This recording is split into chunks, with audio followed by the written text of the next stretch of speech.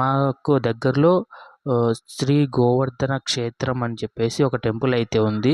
అక్కడికైతే వెళ్దామని చెప్పేసి నేను మా రూమ్మేట్ కలిసి ఆటో తీసుకొని ఆ టెంపుల్ దగ్గరికి అయితే వెళ్తున్నాము.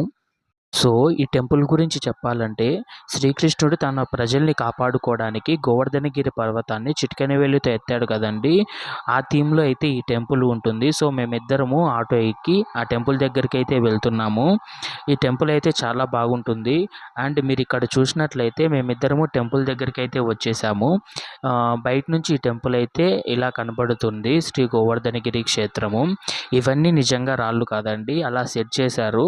అండ్ ఎందుకంటే పర్వతంలాగా కనపడడానికి, కొండలాగా కనపడడానికి లోపల కూడా శ్రీకృష్ణుడు మధ్యలో ఉంటాడు. తన చిటికెన వేలుతో కొండను ఎత్తుతున్నట్టు ఉంటాడు. ఇదంతా కొండ అన్నమాట. సో, ఈ వీడియోలో మీరు కూడా చూసేయండి.